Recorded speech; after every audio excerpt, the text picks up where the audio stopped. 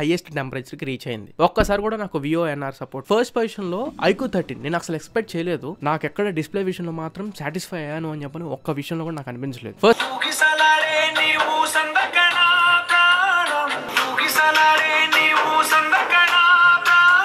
First point నేను చెప్పాలనుకుంటే ఈ ఫోన్ నేను కొని తెప్పించి నేను వాడి 70,000 రూపాయలు ఒకవేళ నా జోబులో నుంచి నేను తీస్తే నాకు ఎలా అనిపిస్తుంది అనే పాయింట్ ఆఫ్ వ్యూలో నేను ఈ రివ్యూ చేస్తున్నా. ఏ బ్రాండ్ నాకు రివ్యూ ని పంపించింది కాదు, ఏదో పైపైన చూసి చెప్పాలన్న ఇంటెన్షన్ కూడా కాదు. త్రూ అవుట్ ద ఫోన్ ప్రతి డిపార్ట్మెంట్ ని చెక్ చేసి నా రివ్యూ ఎవ్రీ టైం ఎలా చేస్తాను అలానే కీన్ అబ్జర్వేషన్ తో మీ ముందుకు వచ్చా. అండ్ ఇంకొకటి, ఈ ఫోన్ లో నెగిటివ్స్ ఏమైనా ఉన్నాయి, ఈ ఫోన్ కి ఇప్పుడు బ్రాండ్ వాల్యూ పడిపోతుంది అని చెప్పంటే దానికి రెస్పాన్సిబిలిటీ ఒప్పోనే తీసుకోవాలని చెప్తాను. ఈ ఒప్పో చేతుల్లోకి వచ్చిన దగ్గర నుంచి ఈ బ్రాండ్ రిప్యుటేషన్ అనేది పడిపోతూనే ఉంది. అండ్ ఈవెన్ కెమెరాస్ కూడా OnePlus దగ్గర ఉన్నప్పుడు అంటే OnePlus 8 ముందు వరకు కూడా ఐఫోన్స్ తో కంపీట్ చేసేలాగా అనిపించాయి. బట్ ఇప్పుడు ఒప్పో ఫోన్స్ తో కూడా కంపీట్ చేయలేకపోతున్నాయి. కెమెరా రివ్యూ డెడికేటెడ్ గా పోస్ట్ చేస్తే ఒకసారి కావాలనుకుంటే చెక్ చేయండి. Hi friends, welcome back to the channel. ఈ రోజు మనం ఈ వీడియోలో ఈ OnePlus 13 ఇన్ డెప్త్ రివ్యూ గురించి మాట్లాడుకుందాం. నిన్న నైట్ మన ఛానల్లో ఈ ఫోన్ కెమెరా రివ్యూ పోస్ట్ చేశా. చాలా మంది దాన్ని చూసారు, ఒక ఒపీనియన్ కి అయితే వచ్చారు. బట్ కొంతమంది OnePlus ఫ్యాన్స్ అయి ఉండొచ్చు. iQOO ఫోన్ ని నాకు iQOO 13 లిటిల్ గా రివ్యూ యూనిట్ వచ్చింది, కానీ ఈ iQOO 13 రివ్యూ ఒకసారి మీరు చెక్ చేయండి.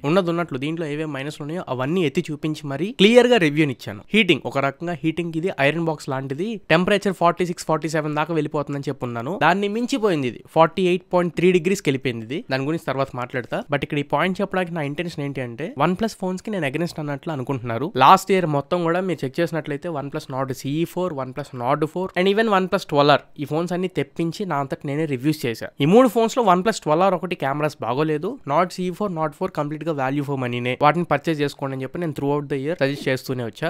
సో నాకు OnePlus ని అగెన్స్ట్ గా వీడియోస్ చేయడానికి ఏ అవసరం లేదు. నేను ఏ బ్రాండ్ కి అగెన్స్ట్ గా ఉండను, ఏ బ్రాండ్ కి ఫేవర్ గా ఉండను. క్లియర్ చేసేసా. ఇంకా రివ్యూలోకి వెళ్ళిపోదాం. ఫస్ట్ మనం అన్బాక్సింగ్ చూసుకున్నట్లయితే లోపల మనకి మొబైల్ ఫోన్ ఒకటి కనబడుతుంది. TPU కేస్ ఒకటి ఇస్తున్నారు. సేమ్ ఫోన్ కలర్ తోనే వస్తుంది. కాకపోతే కేస్ ఏం నన్ను అంత ఇంప్రెస్ చేయలేదు. చీప్ క్వాలిటీ కేస్ అన్నట్లు ఈజీగా అర్థమైపోతుంది. మార్కెట్ లో మీకు 100 రూపీస్ కి కేస్ దొరికేసిద్ది. నెక్స్ట్ ఒకవేళ యూవీ స్క్రీన్ ప్రొటెక్టర్ ఒకవేళ మీరు వేయించుకోవాలనుకుంటే సీల్స్ ఇస్తున్నారు. వీటిని యూస్ చేయండి. గ్లూ లాంటివి డిస్ప్లే లో కానీ పోర్ట్స్ లో కానీ వెళ్లకుండా ఉంటాయి. నెక్స్ట్ యూజర్ మాన్యువల్ ఒకటి ఉంటుంది. 100 వాట్ ఛార్జర్ ఇస్తున్నారు. ఈ ఛార్జర్ లో మైనస్ పాయింట్ నాకు అనిపించింది, USB ఇంటర్ఫేస్ తో వస్తుంది. ఇది 70,000 రూపాయలు పెట్టినప్పుడు టైప్ సి ఇంటర్ఫేస్ ఉన్న అడాప్టర్ ఇవ్వాలి. 2025 లో బేసిక్ థింగ్ అది. ఈ పాయింట్ ఎందుకు చెప్తున్నాను అంటే నెక్స్ట్ కేబుల్ ఒకసారి మీరు ఇక్కడ అబ్జర్వ్ చేయండి. Type A to type C cable ఇస్తున్నారు. జనరల్ గా కేబుల్ అనగానే ఓన్లీ ఛార్జింగ్ కి మాత్రమే ఉపయోగించుకుంటాము అని చెప్పి అనుకోమాకండి. హై అండ్ ల్యాప్టాప్స్ ఏమన్నా ఉన్నా, ఒకవేళ లేదు ఏదైనా పెద్ద కన్సోల్స్ కి మీరు ఏదైనా కనెక్ట్ చేసుకోవాలనుకున్నా ఈ ఫోన్ కి లిటరల్ గా USB type C 3.2 generation port ఇచ్చారు. USB A పోర్ట్ కి అంత స్పీడ్స్ ఉండవు. Type C data transfer speeds అనేవి ఫాస్టర్ ఉంటాయి USB స్పీడ్స్ కంటే కూడా. సో ఇక్కడ type C to type C cable ఇచ్చేస్తే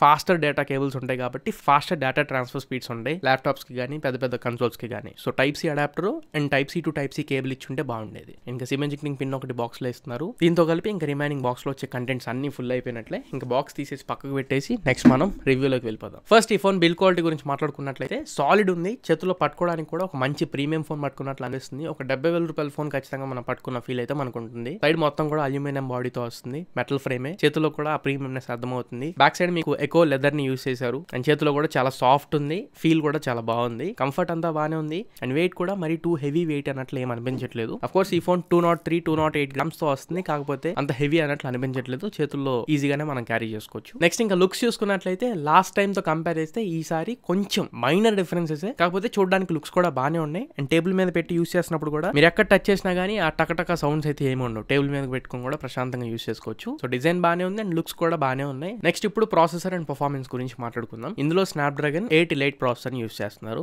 అడిషనల్ గా RAM LPDDR5X UFS 4.0 storage types తో వస్తున్నాయి. నా దగ్గర ఉన్న వేరియంట్ 12GB 256GB వేరియంట్. ఇందులో నేను Antutu స్కోర్స్ చెక్ చేసా, CPU థ్రాట్లింగ్ టెస్ట్ చేసా అండ్ రియల్ లైఫ్ లో BGMI గేమ్ కూడా ఫుల్ ఫ్లెజ్డ్ గా చెక్ చేశాను. వీటి ద్వారా హీటింగ్ ఇష్యూస్ ఏమన్నా ఉన్నాయా అని చెప్పంటే పాయింట్ నెంబర్ 1, లాస్ట్ టైం నేను iQOO 13 కి Vivo X200 కి అండ్ ఇప్పుడు ఈ OnePlus 13 కి మూడింటికి ఒకటే లాగా అనిపిస్తుంది. ఎప్పుడైతే మనం ఈ Geekbench కోర్సు అంటే మాక్సిమం క్యాపబిలిటీతో మనం ప్రాసెస్ ఎప్పుడైతే చెక్ చేస్తామో అప్పుడు మాత్రం హీట్ అవుతున్నాయి. అండ్ ఇప్పటి వరకు నేను యూస్ చేసిన అన్ని ఫోన్స్ లో కల్లా ఇదే హైయెస్ట్ టెంపరేచర్ కి రీచ్ అయింది. iQOO 13 నాకు తెలిసినంత వరకు 46-47 వరకు రీచ్ అయింది. ఇది OnePlus 13 iQOO 13 క్రాస్ చేసి 48.3 degrees వరకు వెళ్ళింది. ఏది Geekbench కోర్స్ చెక్ చేస్తున్నప్పుడు 48.3 degrees. ఈజీగా ఆ హీట్ ని మనం ఫీల్ అవ్వగలం. ఇస్త్రీ పెట్టే అనుకోండి, Geekbench కోర్సు టెస్ట్ స్టార్ట్ చేసి మీరు బట్టలను ఇస్త్రీ చేసుకోవచ్చు, అంత హీట్ అవుతుంది. అండ్ స్కోర్ రిజల్ట్స్ చూసుకుంటే Geekbench స్కోర్స్ 2.1 మిలియన్ వచ్చింది. ఈ ప్రాసెసర్ మాక్సిమం 2.6 మిలియన్ వరకు స్కోర్ చేయగలదు, కానీ ఇది 2.1 మిలియన్ తో ఆగిపోయింది. ఆల్మోస్ట్ 5 lakhs స్కోర్ తక్కువ వచ్చింది. ఇది వరకు పక్కకు పెడదాం, సరే అంటూ అంటే అక్కడ కాంప్రమైజ్ అయిందని చెప్పి అనుకోవచ్చు.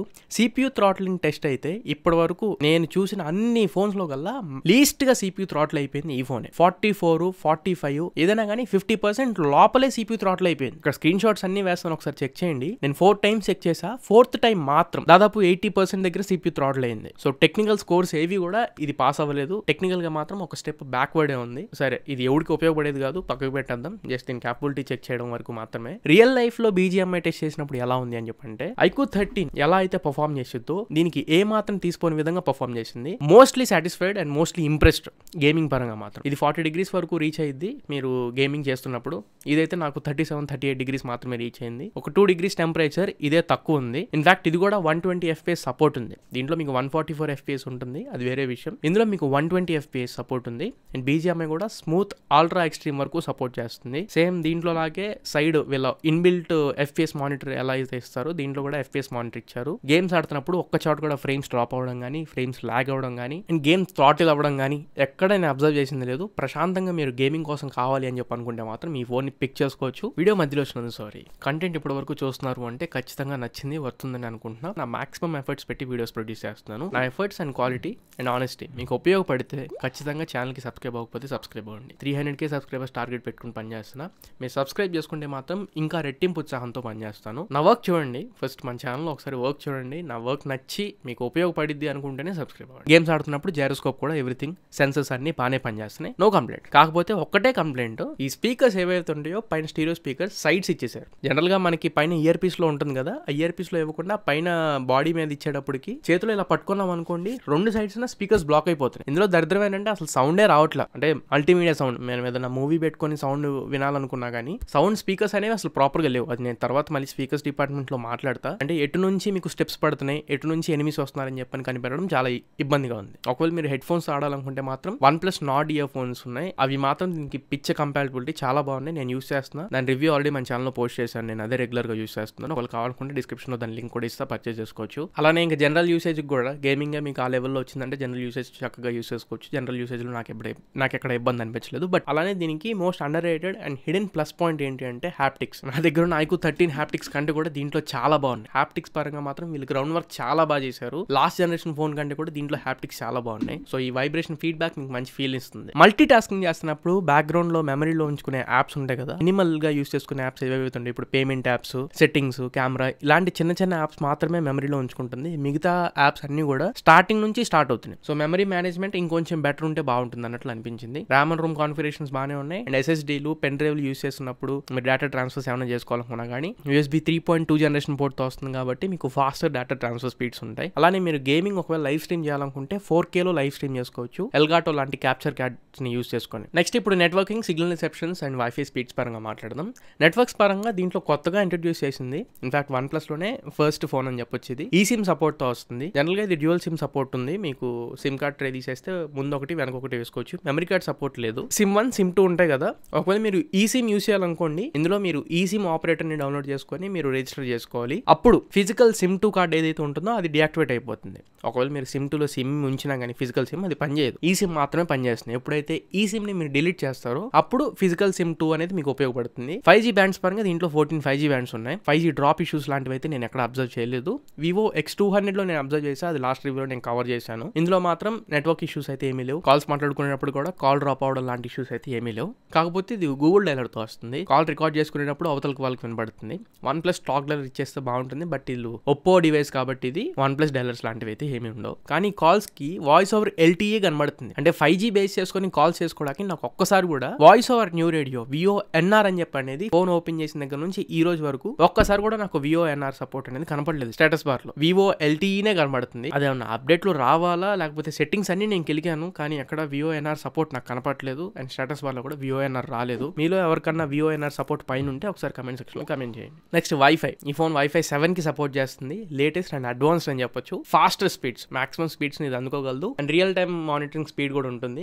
డేటా అనేది ఎంత స్పీడ్ లో కన్జ్యూమ్ చేస్తున్నారు అంటే ఎంత స్పీడ్ డౌన్లోడ్ ఉంది, ఎంత స్పీడ్ అప్లోడ్ ఉంది అని చెప్పి అనేది పైన స్టేటస్ బార్ లో మీకు కనబడుతుంటుంది. So real time data speeds కూడా మీకు అక్కడ కనబడుతుంటాయి. ఒకవేళ బయట tap to pay feature use చేసుకొని కాంటాక్ట్లెస్ పేమెంట్స్ ఏమైనా చేసుకోవాలనుకుంటే ఎన్ఎఫ్సి ఉంది అండ్ ఇంట్లో ఏసీ కానీ టీవీ కానీ setup box IR remote use చేసుకొని మీరు హ్యాండిల్ చేయొచ్చు. అండ్ ఇప్పుడు డిస్ప్లే గురించి మాట్లాడుకుందాం. నేను బాగా డిస్సాటిస్ఫై అయింది కెమెరాస్ తర్వాత డిస్ప్లే అనే చెప్పాలి. ఇందులో 6.82 ఇంచ్ స్క్రీన్ ఇస్తున్నారు. 2K resolution display. ఇది డాల్బీ విజన్ సపోర్ట్ ఉంది, HDR10+ కి సపోర్ట్ చేస్తుంది అండ్ ఇది quad HD+ display, quad curved display. వీళ్ళు సెట్టింగ్స్ లో 2 ఆప్షన్స్ ఇచ్చారు, ఇమేజ్ షార్ప్నర్ ఒకటి, వివిడ్ కలర్ బూస్ట్ అని చెప్పని. క్వాడ్ HD+ రెజల్యూషన్ కనుక మనం పిక్ చేసుకుంటే చాలా మంచి ఇమేజ్ క్వాలిటీని మనం ఎక్స్పెక్ట్ చేయొచ్చు డిస్ప్లే నుంచి. కానీ రియల్ లైఫ్ లో ఇది జరుగుతుంది. పైన కనబడుతున్న డివైస్ iQOO 13, మధ్యలో మీకు OnePlus 13, కింద iPhone 15 Pro Max. నా దగ్గర ఉన్న ఈ మూడు ఫోన్స్ ని ఒక్క పక్కన పెట్టి ఒకటే వీడియో శాంపిల్ ని ప్లే చేశాను. రిజల్ట్ ఏమొచ్చిందని అని చెప్పంటే ఫస్ట్ పొజిషన్ లో iQOO 13 నేను అసలు ఎక్స్పెక్ట్ చేయలేదు. OnePlus 13 బీట్ చేసిద్ది అని చెప్పని ఎక్స్పెక్ట్ చేశా. బట్ iQOO 13 ఫార్ బెటర్ ఉంది. కలర్స్ పంచర్ కలర్స్ ఉన్నాయి, డీప్ బ్లాక్స్ ని చూపిస్తుంది అండ్ ఈవెన్ బ్రైట్నెస్ ని, HDR లెవెల్స్ ని, అన్ని విషయాల్లో iQOO 13 ముందంచులో ఉంది. సెకండ్ 15 Pro Max కనబడుతుంది. అట్లీస్ట్ 15 Pro Max నైనా డిఫీట్ చేసిద్ది అని చెప్పని ఎక్స్పెక్ట్ చేశా. అసలు ముందు brightness levels and colours Boost చేసే విధానం అన్ని తక్కువే అనిపిస్తున్నాయి. అండ్ నేను X200 బయట స్టోర్స్ కూడా వెళ్ళి చెక్ చేశా. X200 కంటే కూడా డిస్ప్లే విషయంలో నేను తక్కువగానే పర్ఫార్మ్ చేస్తుంది అనిపించింది. నాకు ఎక్కడ డిస్ప్లే విషయంలో మాత్రం సాటిస్ఫై అయ్యాను అని చెప్పని ఒక్క విషయంలో కూడా నాకు అనిపించలేదు. మెయిన్లీ మీరు ఒకవేళ ఇంతకు ముందు ప్రీమియం డివైస్ ఏమైనా యూస్ చేస్తే మాత్రం డిస్ప్లే విషయంలో మీరు డిసాటిస్ఫై అవుతారు. అది మాత్రం క్లియర్ గా నేను చెప్పగలను. డిస్ప్లే రెజల్యూషన్ మాత్రం క్లియర్ గా మీకు అర్థమైంది. OnePlus 13 display not up to the mark. ఏంటి అసలు పనికి రాదా అని చెప్పంటే అలా ఏం కాదు, బానే ఉండిద్ది, కలర్స్ అవి బానే చూపించిద్ది, ఎవ్రీథింగ్ అన్ని బానే ఉంటాయి. కాకపోతే ఇదే ప్రైస్ పాయింట్ లో వస్తున్న అదర్ ఫోన్స్ దేంతో కంపేర్ చేసినా గానీ ఇదే బెస్ట్ అన్నట్లయితే నిలబడట్లేదు. క్లియర్ గా డిఫరెన్స్ కూడా మనకు అర్థమైపోతుంది ఏంటి ఇలా ఉంది అని చెప్పని. సో ఆ విషయంలో కొంచెం బాధపడ్డాను నేను. డిస్ప్లే అయితే అంత ప్రాపర్ లేదు అండ్ ఈ ఫోన్ వైడ్ 1L1 కి సపోర్ట్ చేస్తుంది. అమెజాన్ ప్రైమ్ లో 1080p మీరు స్ట్రీమ్ చేసుకోవచ్చు. నెట్ఫ్లిక్స్ HDR కి సపోర్ట్ ఉంది అండ్ యూట్యూబ్ లో కూడా HDR వీడియోస్ ని ప్లే చేస్తుంది. అండ్ ఇదే డిస్ప్లే లో ఫస్ట్ టైం OnePlus లో అల్ట్రాసోనిక్ ఫింగర్ ప్రింట్ సెన్సర్ ని తీసుకొని వచ్చారు.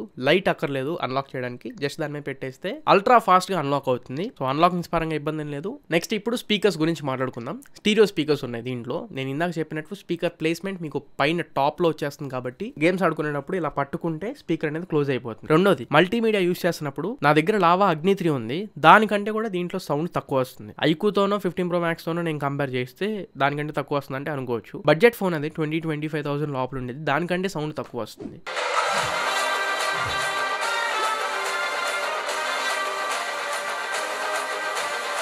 సౌండ్ క్వాలిటీ బాగుందా అని చెప్పంటే నాకు OnePlus 12R సౌండ్ క్వాలిటీ అనిపించిందే కానీ OnePlus 12 సౌండ్ క్వాలిటీ అన్నట్లు కూడా నాకు అనిపించలేదు. సౌండ్ లెవెల్స్ అయితే మరీ తక్కువ ఉన్నాయి, అది మాత్రం క్లియర్ గా చెప్పగలను.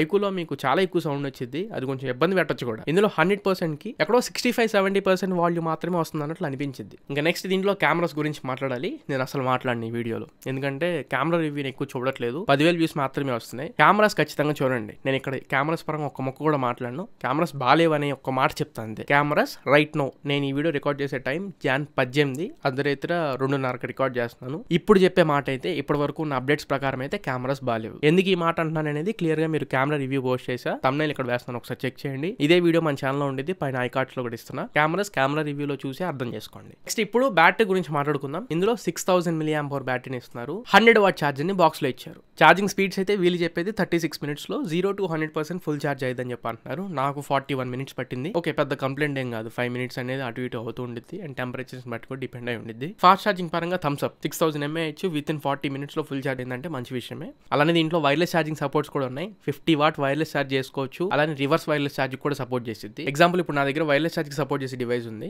ఈ ఫోన్ తీసుకొచ్చి బ్యాక్ సైడ్ ఇలా పెట్టేసాను అనుకోండి, ఇలా మీరు వైర్లెస్ గా ఛార్జ్ చేసుకోవచ్చు. So wireless charge and reverse wireless charge కూడా సపోర్ట్ చేసింది. అండ్ బ్యాటరీ యూసేజ్ ఎలా ఉంది అంటే OnePlus 12R 5500 mAh బ్యాటరీ ఉంటుంది, సేమ్ అలానే అనిపించింది. ఇందులో ఉండే features quad HD+ display, 120Hz refresh rate లో ఉంటాం కాబట్టి మనకి ఎక్కడ ఎక్కువ బ్యాటరీ మన ఫోన్ లో ఉంది, మనకి ఎక్కువ రోజులు వచ్చింది అని చెప్పి అయితే మనకు అనిపించదు. ఎందుకంటే మనం వాడకం కూడా అలాగే ఉంటుంది. క్వాడ్ HD రెజల్యూషన్ లో పెట్టుకుంటే ఆ 500 mAh బ్యాటరీ అక్కడే వెళ్ళిపోయింది. మీరు ఒకవేళ లాంగ్ టర్మ్ బ్యాటరీ కావాలనుకుంటే స్క్రీన్ రెజల్యూషన్స్ అన్ని స్టాండర్డ్ లో పెట్టేసుకొని రిఫ్రెష్ రేట్ కూడా 60 Hz లో పెట్టేసుకోండి. అప్పుడు మీకు 100 అలాంటి అప్డేట్ రావచ్చు. నా వరకు అయితే బ్యాటరీ బ్యాకప్ పరంగా బ్యాటరీ డ్రైనింగ్ ఇష్యూస్ అయితే ఏమీ లేవు. చక్కగా బ్యాటరీ ఒక ఫుల్ వర్కింగ్ డే యూస్ చేసుకోవచ్చు. ఫాస్ట్ ఛార్జింగ్ పరంగా కూడా నేను స్టార్టింగ్లో చెప్పాగా ఎక్కడ ఇబ్బంది లేదు. నెక్స్ట్ ఇంకా యూఐ ఆండ్రాయిడ్ వర్షన్ స్పీడ్ పరంగా మాట్లాడితే ఈ ఫోన్కి పెద్ద ప్లస్ పాయింట్ ఏదన్నా ఉంది అండ్ నేను బాగా టెంప్ట్ అయ్యాను. బాగా నాకు నచ్చిన పాయింట్ ఏంటంటే యూఐ ఆక్సిజన్ OS 15తో వస్తుంది. ఇది ఎంత ఫ్లూయిడ్ ఉందో నేను మాటలో చెప్పలేను. ఆల్మోస్ట్ iOS ఎంత అయితే ఫ్లూయిడ్ గా ఉంటుందో అంత ఫ్లూయిడ్ ఎక్స్పీరియన్స్ అనిపించింది. iOS తర్వాత నథింగ్ OS వీటన్నిటికంటే కూడా మోస్ట్ ఫ్లూయిడ్ OS ఈ ఆక్సిజన్ OS 15 అని చెప్తా. అండ్ ఏదైనా నోటిఫికేషన్స్ వచ్చినప్పుడు పైన బ్యానర్ స్టైల్స్ కానివ్వండి, క్లాక్ విడ్జెట్స్ కానివ్వండి, అండ్ లోపల ఉండే కొన్ని ఫీచర్స్ కానివ్వండి, యూఐ దీనికి చాలా పెద్ద ప్లస్ పాయింట్. యూఐ పరంగా కంప్లైంట్స్ ఏమీ లేవు. యాప్ ఓపెన్ చేసేటప్పుడు, యాప్ క్లోజ్ చేసేటప్పుడు ఆ స్పీడ్ ఎక్కడ 0% ల్యాగ్ కూడా లేదు. వెంటనే ఓపెన్ అయ్యి వెంటనే క్లోజ్ అయ్యి చాలా స్మూతింగ్ అనిపించింది. అవుట్ ఆఫ్ ది బాక్స్ ఇది బేస్డ్ ఆన్ ఆండ్రాయిడ్ 15 వస్తుంది. డిసెంబర్ సెక్యూరిటీ ప్యాచ్ అప్డేట్ మీద అయితే రైట్ నో ఉంది. ఆల్మోస్ట్ నా దగ్గర ఉన్న డివైసెస్ కూడా డిసెంబర్ సెక్యూరిటీ మీద రన్ అవుతున్నాయి. అండ్ అప్డేట్ పాలసీ కూడా వీళ్ళు 4+6 years అప్డేట్ పాలసీని అనౌన్స్ చేశారు. సో అప్డేట్స్ పరంగా ప్రాబ్లం ఏం లేదు. అండ్ ఇంకా కస్టమ్ ఫీచర్స్ అంటే extra features like app lock కానివ్వండి, ప్రైవేట్ సేఫ్ కానివ్వండి, హిడెన్ యాప్స్, హిడెన్ ఫోల్డర్స్, ఇలాంటివన్నీ ఫీచర్స్ దీంట్లో ఉంటాయి. అవన్నీ మీరు వాడుకోవచ్చు. సో ఇది ఓవరాల్ గా OnePlus 13 కంప్లీట్ రివ్యూ. ఫైనల్ గా ఒక్కసారి దీంట్లో ప్లస్లు ఏంటి మైనస్లు ఏంటి అనే దాని గురించి మాట్లాడుకుంటే దీని build quality IP68, IP69 water resistance, 2 performance ఇది చాలా బాగా పర్ఫార్మ్ చేస్తుంది. నెక్స్ట్ యూఐ దీనికి పెద్ద plus point. 5 wireless charging, reverse wireless charging support చేసింది కదా, ఇవి ప్లస్ పాయింట్ల కింద కన్సిడర్ చేయొచ్చు. మైనస్ పాయింట్లు ఫస్ట్ డ్రాబ్యాక్, ఈ ఫోన్ కొనొద్దు అని చెప్పని మీరు డ్రాప్ అయిపోవడానికి మెయిన్ రీజన్ కెమెరాస్ ని పెట్టుకోండి. అది మీరు కెమెరా రివ్యూ చెక్ చేసి ఆ తర్వాత డిసైడ్ అవ్వండి. 2 డిస్ప్లే, ఈ సెగ్మెంట్ లో వచ్చే అదర్ ఫోన్స్ డిస్ప్లేస్ కనుక మీరు చెక్ చేసి ఈ ఫోన్ డిస్ప్లే మీరు పట్టుకుంటే ఎక్కడ మీకు అసలు ఆందో అనిపించదు. 3 స్పీకర్స్, లౌడ్ ఉండవు స్పీకర్స్ అసలు. అండ్ బ్యాటరీ ఆప్టిమైజేషన్ ఇంకొంచెం బాగా చేయొచ్చు. సో ఇవి 4 మైనస్ పాయింట్లు. సరే ప్లస్లు మైనస్లు అయిపోయినాయి. ఇప్పుడు ఈ ఫోన్ ని నువ్వు పర్చేస్ చేస్తావా? నా దగ్గర డబ్బులు ఉంటే, నా వెడ్డికి చెప్తున్నాను, నా దగ్గర డబ్బులు ఉంటే ఈ ఫోన్ నేను కొంటాను కొనొద్దా అని చెప్పంటే కెమెరాస్ ని డిస్ప్లే మైండ్ లో పెట్టుకొని నేనైతే దీన్ని కాంప్రమైజ్ అయిపోతాను. నాకు పర్ఫార్మెన్స్ కనుక కావాలనుకుంటే 50-55 వేలలోనే సేమ్ స్నాప్డ్రాగన్ 888 ప్రాసెసర్ తో ఆల్మోస్ట్ దీంట్లో ఉండే అన్ని ఫీచర్స్ తో నాకు iQOO 13 వస్తుంది. దీనికంటే డిస్ప్లే రెజల్యూషన్ బాగుంటుంది, 1 ఇంచ్ ఎక్కువ పర్ఫార్మెన్స్ ఉంటుంది, QT చిప్ ఉంటుంది కాబట్టి. కెమెరాస్ విషయంలో అంటారు 2 దద్దే, 2 ఏం పెద్దగా పర్ఫార్మ్ చేయవు, కెమెరాస్ తీసేసేయండి. ఆ వైర్లెస్ ఛార్జింగ్ స్పీడ్స్ ఒక్కటి కాంప్రమైజ్ అవ్వాలి. సో నేను పెద్దగా వైర్లెస్ ఛార్జింగ్ లాంటివి ఏం యూస్ చేయను కాబట్టి నేను 50-55,000 కి వెళ్ళిపోతాను. నాకు అక్కడ డిస్ప్లే పర్ఫార్మెన్స్ కొంచెం బెటర్ వస్తుంది కాబట్టి. సో ఇది నా సజెషన్. నా వరకు అయితే ఈ 2 ఫోన్స్ మధ్యలో ఉన్న డిఫరెన్సెస్ ఏంటి, కంపారిజన్ కావాలనుకుంటే రేపు మన ఛానల్లో OnePlus 13 versus iQOO 13 comparison video వస్తుంది. ఆ వీడియోని ఖచ్చితంగా చెక్ చేసి ఆ తర్వాత మీ నిర్ణయాన్ని మీరు తీసుకోవచ్చు. అండ్ ఈ 2 ఫోన్స్ మధ్యలో మీకు ఏమైనా డౌట్ ఉంటే కూడా ఆ వీడియోలో నేను క్లియర్ చేసేస్తాను. సో ఇది ఫ్రెండ్స్ ఓవరాల్ గా ఇవాళ మన వీడియో OnePlus 13 ఫుల్ రివ్యూ. ఈ వీడియో మీకు నచ్చింది అనుకుంటున్నా, ఖచ్చితంగా ఉపయోగపడింది అనుకుంటున్నా. వీడియో నచ్చితే లైక్ చేయండి, మీ ఫ్రెండ్స్ అందరికీ షేర్ చేయండి. మళ్ళీ ఇంకొక మంచి వీడియోతో మంచి క్వాలిటీ కంటెంట్తో మీ ముందు తిరిగి వస్తా. Until then this you Tarun signing off నా ఫ్రెండ్స్. జై హింద్.